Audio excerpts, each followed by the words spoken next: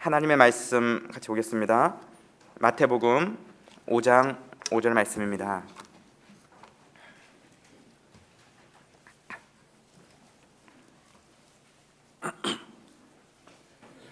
마태복음 5장 5절 말씀 다 같이 한 목소리로 읽겠습니다. 시작. 온유한 자는 복이 있나니 저희가 땅을 기업으로 받을 것이며. 아멘. 예, 감사합니다. 한 번 더 읽을까요? 예.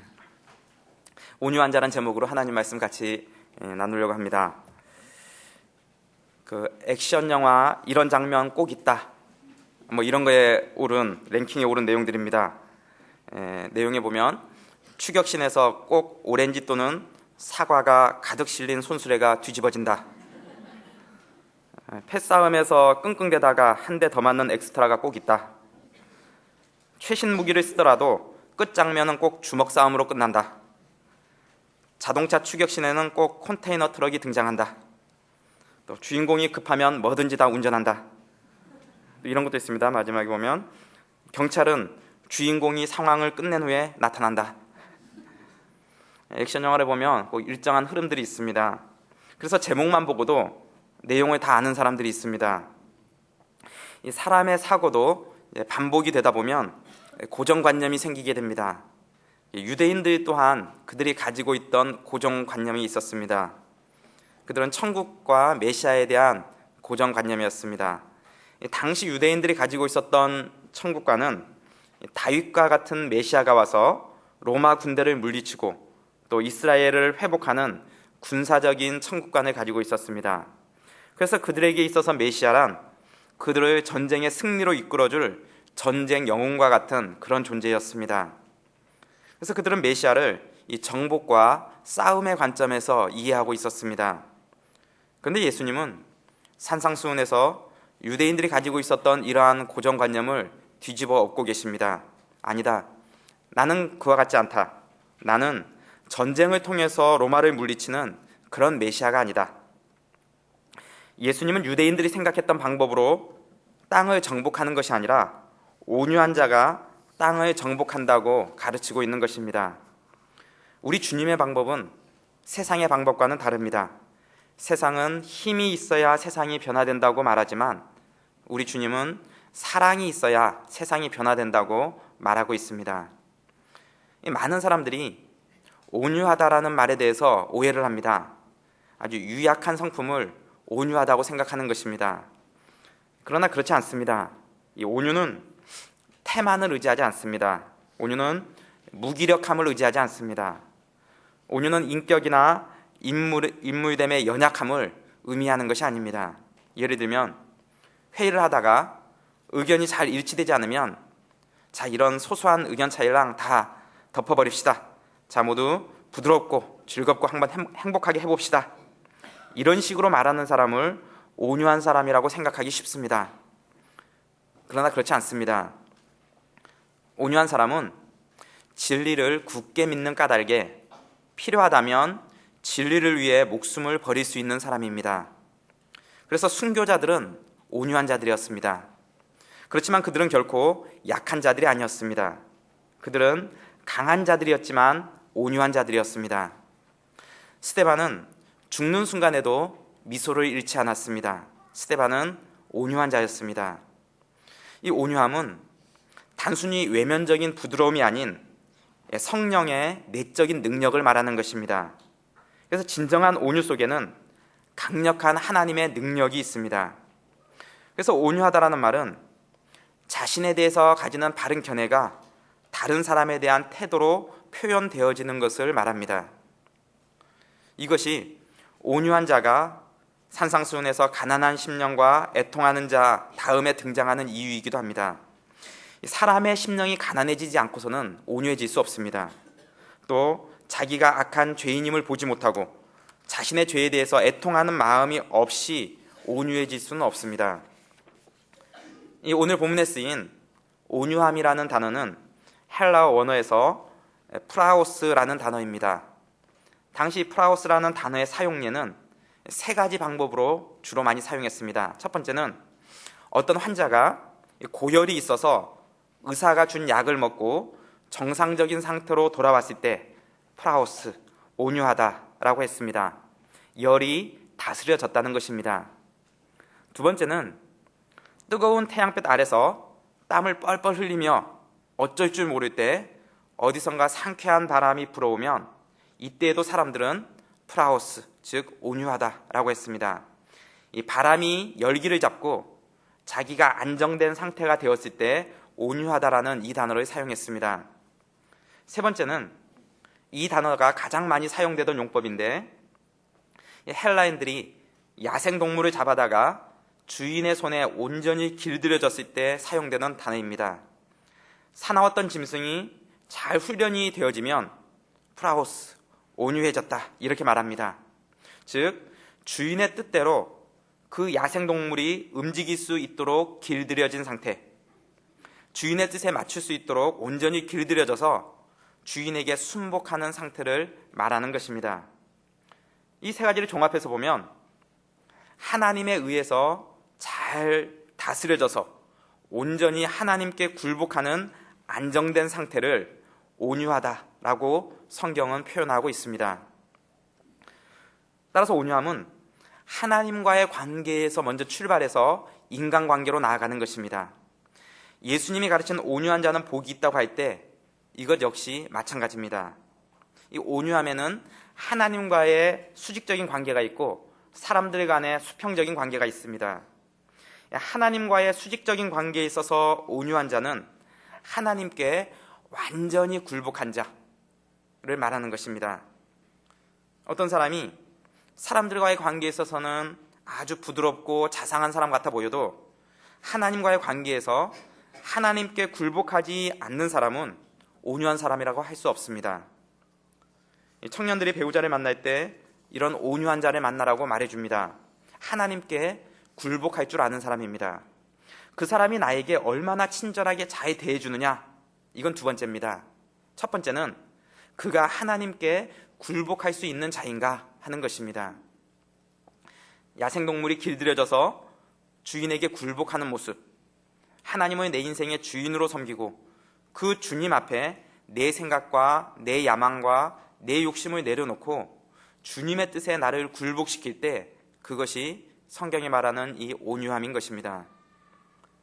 이 세상에 있어서 가장 온유하신 분은 예수님이십니다.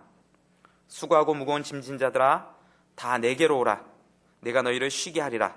나는 마음이 온유하고 겸손하니.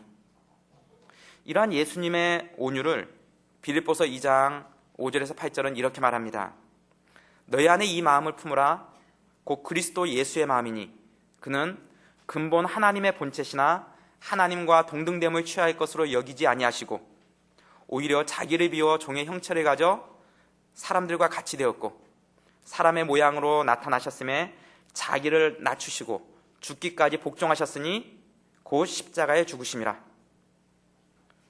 예수님은 하나님이신 자신의 권리를 포기하셨습니다. 그는 하늘 영광을 버리고 인간이 되셨습니다. 그분은 자신을 낮추셨습니다. 천사를 호령하던 분이 마국간 말밥통에 지푸라기 위해 자신의 몸을 누이셨습니다. 온 우주의 주권자가 사람들에게 멸시받고 조롱받고 채찍질을 받으셨습니다. 온 우주를 담았던 그의 손을 군인이 못을 박도록 내버려 두셨습니다. 예수님은 한마디 명령으로 폭풍을 잠잠케 하고 한마디 명령으로 죽은 자를 살리시는 권능이 있으셨던 분이십니다. 그는 십자가에 달리실 때 천군 천사들을 동원해서 로마 군사를 물리칠 능력이 있는 분이셨습니다. 그러나 그는 자신의 능력과 권세를 하나님의 뜻 안에 굴복시키셨습니다. 이것이 온유함입니다. 왜 그러셨을까요? 사랑 때문입니다. 우리를 향한 사랑 때문입니다. 사랑이란 그런 겁니다. 사랑이란 사랑하는 이를 자신보다 더 소중히 여기는 것입니다. 우리의 영혼은 예수님 자신의 피보다 더 소중했고 우리가 얻을 영생이 이 땅에서 예수님 자신의 목숨보다 더 소중했습니다. 그래서 우리에게 생명을 주기 위해 그분은 자신의 생명을 버리신 것입니다. 우리 인생의 가치가 얼마짜리입니까? 이렇게 어떤 사람 표현들을 합니다. 예수님짜리라는 겁니다. 1,000원 주고 사면 1,000원짜리, 10,000원 주고 사면 10,000원짜리. 우리는 예수님 생명을 주고 샀으니까 우리는 예수님짜리라는 것입니다. 이 예수님의 온유는 하나님에 대한 철저한 복종에서 나온 것이었습니다. 예수님은 겟세마네 동산에서 자기 부인의 기도와 십자가의 순종을 통해서 하나님에 대한 철저한 순종으로 그의 온유함의 극치를 보여주신 것입니다. 그래서 온유한 자는 자기를 주장하는 자가 아니라 자기를 부인하는 자입니다. 자신의 권리를 포기하는 자가 온유한 자입니다. 성경에 나오는 온유한 자 중에 한 사람이 요셉입니다. 형제들의 손에 팔려 애굽으로 갑니다. 그곳에서 총리가 되었을 때 그의 형들이 가뭄으로 애굽에 내려오게 됩니다. 결국 그 형들은 자신들이 팔아넘긴 요셉이 자기들에게 복수는 하지 않을까 두려워 떨 때 요셉이 그의 형들에게 이렇게 말합니다. 당신들이 나를 이곳에 팔았으므로 근심하지 마소서. 한탄하지 마소서. 하나님이 생명을 구원하시려고 나를 당신들 앞서 보내셨나이다. 그런즉 나를 이리로 보낸 자는 당신들이 아니요 하나님이시라. 철저한 하나님의 주권과 섭리에 대한 인정입니다. 이게 온유입니다.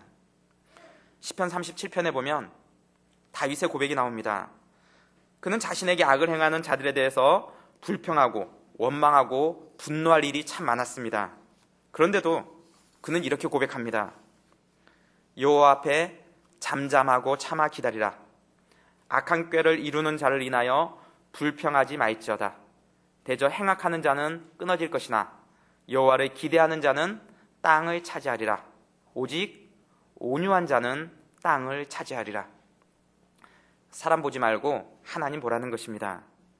즉 온유한 자는 모든 것, 곧 우리 자신, 우리의 권리, 우리의 장래 전체를 하나님의 손에 의탁하는 자입니다.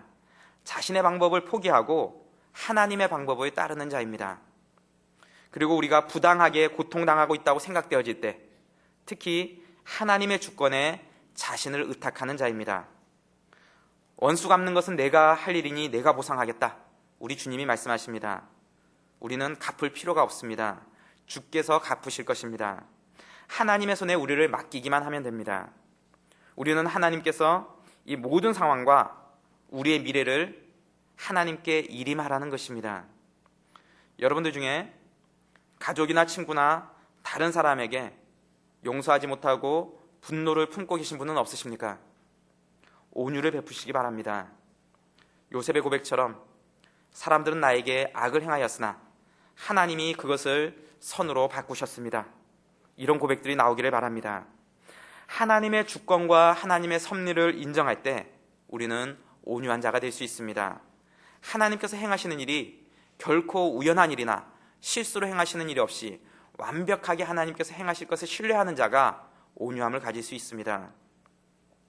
분노의 문제, 용서의 문제는 나의 의지적인 노력들로 풀 수 있는 문제들이 아닙니다. 이 분노의 문제, 용서의 문제는 하나님의 섭리를 인정해야만 풀 수 있는 문제들입니다.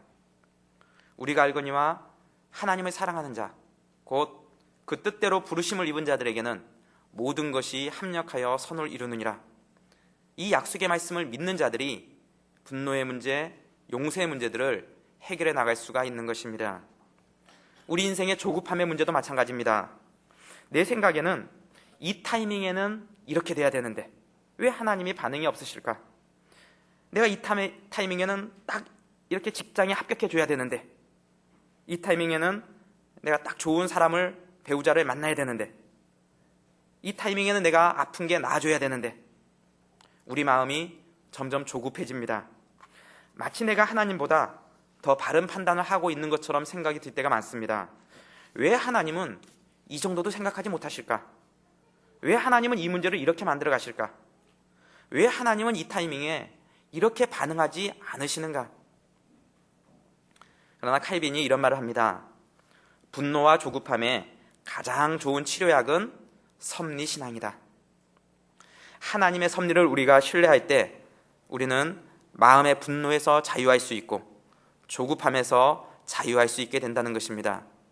내 생각에는 지금 이것이 최선의 상황 같아 보이고 지금 이렇게 하는 게 가장 좋아 보이는 것 같지만, 그러나 하나님께서 내 판단과 내 생각을 뛰어넘어 가장 선한 길로 인도하시리라는 그 하나님의 섭리를 우리가 신뢰할 때만 우리는 분노와 조급함에서 자유함을 얻을 수 있다는 것입니다. 이렇게 하나님과의 관계에 있어서 우리가 온전히 하나님께 굴복하고 하나님의 주권과 섭리를 신뢰하는 자가 온유한 자입니다. 이렇듯 온유함이란 하나님과의 수직적인 관계를 통해서 얻어지게 됩니다. 팔복에서 온유한 자의 복은 세 번째로 등장합니다. 심령이 가난한 자, 애통하는 자 다음에 등장합니다. 이런 순서가 의미가 있습니다. 내가 나의 죄성에 대한 가난한 심령과 애통하는 마음을 가질 때 우리는 그때 하나님의 뜻에 굴복하고자 하는 온유한 마음을 가지게 됩니다. 나의 한계를 깨닫고 내 죄성을 고통스러워하고 애통해하는 자가 자신의 한계에 대한 자각으로 하나님의 주권과 섭리에 굴복하고 순종하게 되는 것입니다. 온유함의 수직적인 관계를 한마디로 얘기한다면 내가 하나님께 온전히 굴복하였으므로 하나님께서 나를 책임져 주실 것을 믿는 믿음을 말합니다. 이러한 수직적인 관계는 수평 관계와 연결되어 있습니다. 수직적인 관계를 통해서 얻어진 이러한 온유함은 수평 관계에서 어떻게 나타나는가? 하나님과의 수직 관계가 바르게 형성되어지면 수평 관계, 대인 관계에 있어서는 여유가 생깁니다. 꼭 사람들 앞에서 나를 변호하기보다는 하나님을 신뢰함에 더 무게 비중을 둡니다. 하나님의 주권과 섭리에 대한 신뢰를 가지고 사람들을 대하기 때문에 사람들을 대할 때 여유가 있습니다. 하나님과의 바른 관계 속에서 생긴 이 온유함은 사람들과의 관계 속에서도 그 온유함이 표현되어 나타나는 것입니다. 이런 온유함의 수평적인 관계가 어떻게 나타날 것인가? 첫 번째, 온유함은 건강한 자아로 나타난다. 내가 온유한 사람인지 아닌지 어떻게 하는가? 다른 사람이 나에 대해서 말하는 것에 대해서 나는 어떤 반응을 보이는가 하는 것으로 간단하게 판별해 볼 수 있습니다. 온유함이 드러나는 첫 번째는 건강한 자아로 나타난다는 것입니다.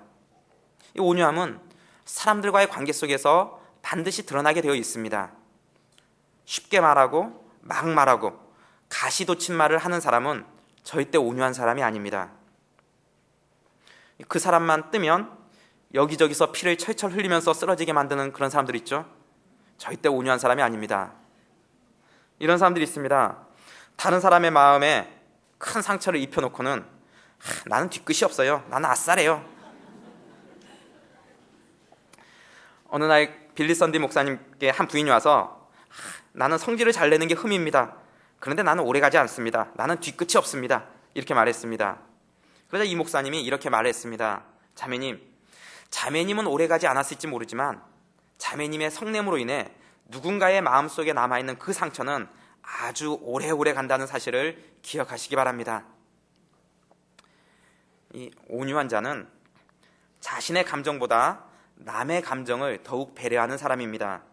이 악의는 없을지언정 남의 얘기를 쉽게 하는 사람들, 쉽게 성을 내는 사람들 특히 조심해야 됩니다.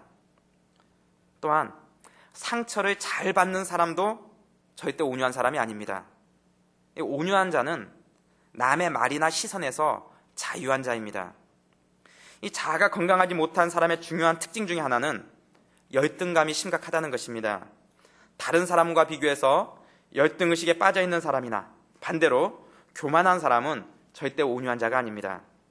온유한 사람은 열등감과 우월감에서 해방된 사람입니다.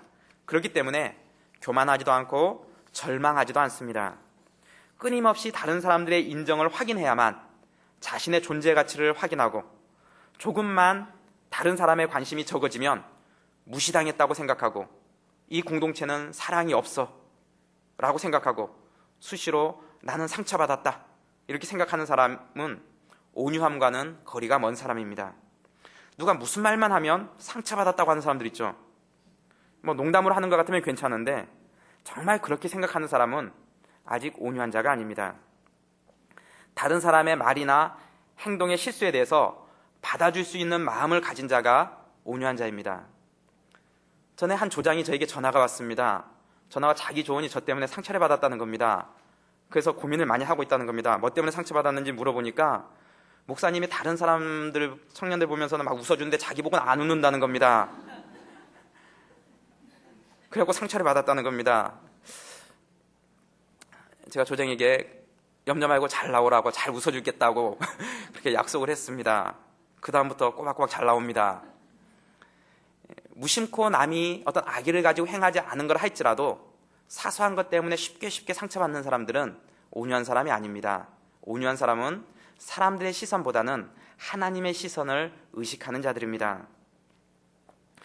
그렇기에 온유한 자는 자아가 건강한 사람들입니다. 다른 사람들의 말이나 충고에 잘 상처받지 않을 뿐 아니라 그것을 자기 발전의 기회로 삼습니다.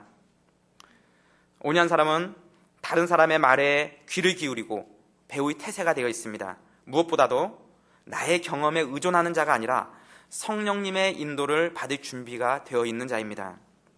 그래서 어떤 사람은 온유한 자의 모습을 이렇게 비유합니다.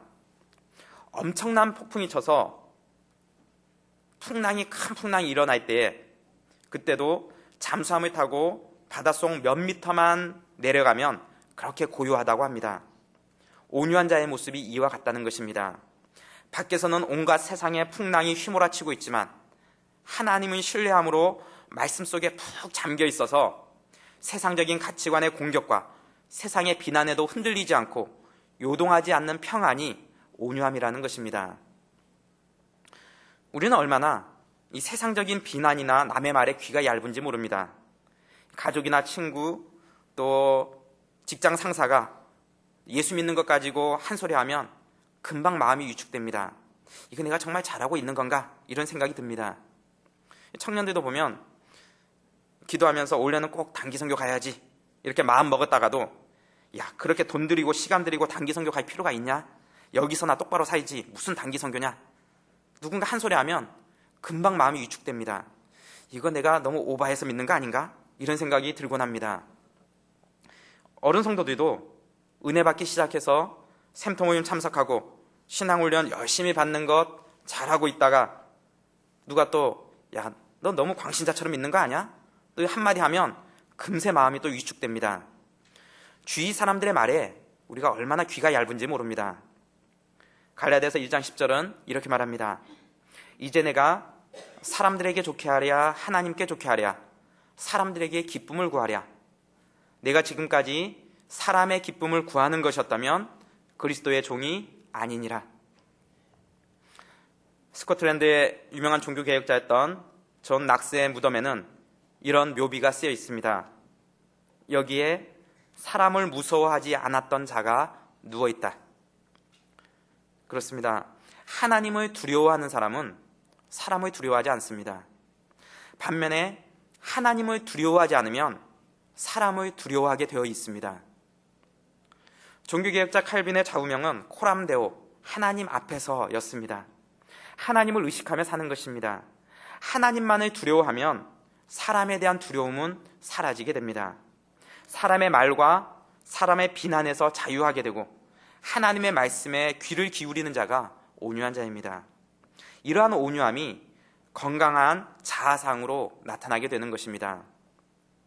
두 번째로 온유함은 대인관계에 있어서 친절함으로 나타난다. 첫 번째가 하나님과의 관계 속에서 갖게 된 그 온유함이 내 자신에 대해서는 건강한 자아의 모습으로 나타난다면 다른 사람들 앞에서는 친절함으로 나타난다는 겁니다. 예수님의 온유함은 하나님에 대한 철저한 순종에서 시작해서 다른 사람들에 대해서는 친절함으로 나타났습니다. 고린도전서 13장의 사랑장에 나오는 그런 친절함을 의미하는 겁니다. 이런 친절함을 저는 기분 좋은 유용함이다. 이렇게 한번 정의를 내려봤습니다. 기분 좋은 유용함. 그래서 온유한 사람 옆에 있으면 기분이 좋습니다. 자신이 부족해도 용납받고 있다는 생각이 듭니다. 격려받고 있다는 생각이 듭니다. 그래서 마음이 울적하다가도 온유한 사람을 만나면 기분이 좋아지고 마음이 새로워집니다. 그 사람은 보기만 해도 기분이 좋고 그 사람과 이야기를 나누면 더 기분이 좋은 사람. 이런 사람이 온유한 사람입니다. 여러분이 이런 사람들이 되기를 바랍니다.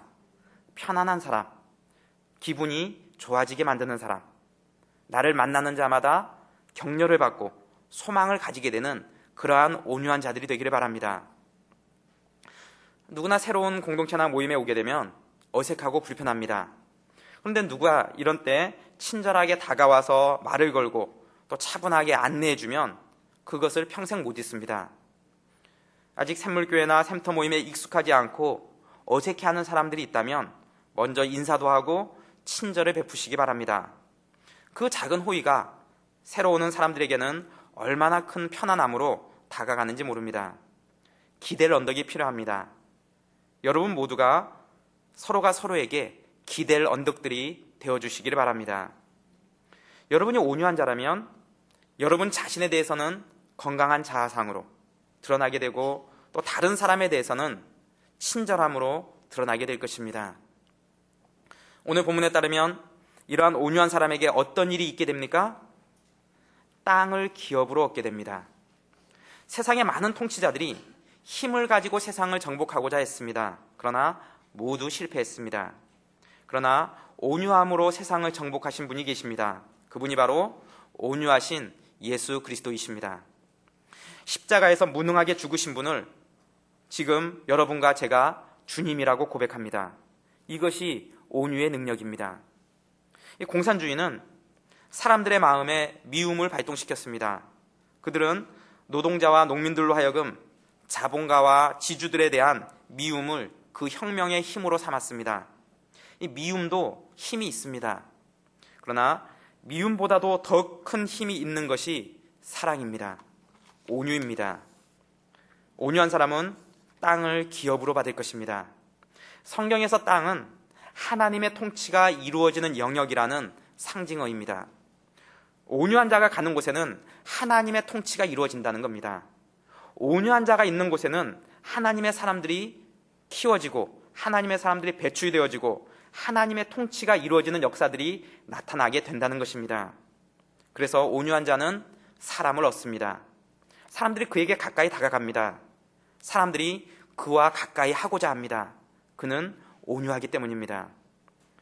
온유한 사람은 이미 이 생에서부터 땅을 얻습니다. 동시에 온유한 자에게 주어지는 이 땅은 미래를 가리키는 것이기도 합니다. 하나님의 자녀로서 누리게 될 새하늘과 새 땅을 말하는 것입니다. 영원한 천국이 이러한 온유한 자들에게 주어진다는 것입니다. 우리 주님이 말씀하십니다. 하나님의 말씀 앞에 철저한 복종, 하나님의 주권과 섭리를 온전히 신뢰함으로써 하나님의 말씀에 내가 자기 주장을 하지 않고 자기 부인을 하면서 굴복하면, 그래서 얻게 된 그러한 온유함은 나에게 건강한 자아상으로 나타나게 되고 다른 사람들과의 관계에 있어서는 친절함으로 나타나게 되고, 이러한 자들에게 사람들이 가까이 하게 되고 하나님의 통치가 이러한 사람들을 통해서 확장되어진다는 것입니다. 온유한 자는 복이 있나니 저희가 땅을 기업으로 받을 것입니다. 여러분 모두가 이러한 온유한 자들이 되기를 우리 주님의 이름으로 축원합니다.